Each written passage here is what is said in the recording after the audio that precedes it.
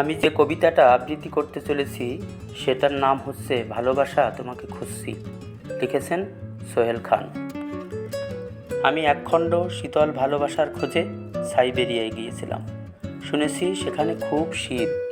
দেখলাম ভালোবাসাগুলো কঠিন বরফ হয়ে আছে। পাথরের সাথে বরফের আর কি পার্থক্য? আমি পাথর ভালোবাসা চাই না। আমি তরল ভালোবাসার খোঁজে সমুদ্রের কাছে যাই। দেখি শত শত তরল ভালোবাসা ঢেউ খেলে সমগ্র সাগর জুড়ে। আমি মুঠো ভরে নিতে চাই। দেখি আঙুলের ফাঁক দিয়ে তা বেরিয়ে যায়। আমি বুঝে যাই যা তরল তা ধরে রাখা যায় না। এরপর গম্ভীর ভালোবাসার খোঁজে আমি মেঘের কাছে যাই। মেঘ আর বেশিক্ষণ গম্ভীর থাকে না, কিছুক্ষণের মধ্যেই বৃষ্টি নামে।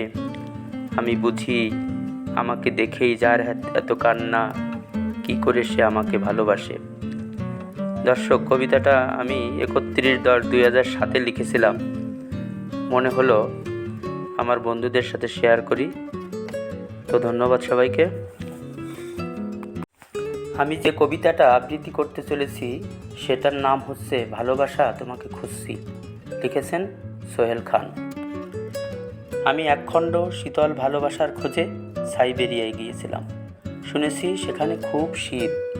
দেখলাম ভালোবাসাগুলো কঠিন বরফ হয়ে আছে। পাথরের সাথে বরফের আর কি পার্থক্য? আমি পাথর ভালোবাসা চাই না। আমি তরল ভালোবাসার খোঁজে সমুদ্রের কাছে যাই। দেখি শত শত তরল ভালোবাসা ঢেউ খেলে সমগ্র সাগর জুড়ে। আমি মুঠো ভরে নিতে চাই।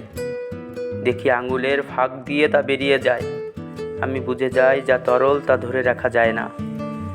এরপর গম্ভীর ভালোবাসার খোঁজে আমি মেঘের কাছে যাই। মেঘ আর বেশিক্ষণ গম্ভীর থাকে না, কিছুক্ষণের মধ্যেই বৃষ্টি নামে। আমি বুঝি আমাকে দেখেই যার এত কান্না, কি করে সে আমাকে ভালোবাসে। দর্শক, কবিতাটা আমি 31/10/2007 লিখেছিলাম। মনে হলো আমার বন্ধুদের সাথে শেয়ার করি। তো ধন্যবাদ সবাইকে।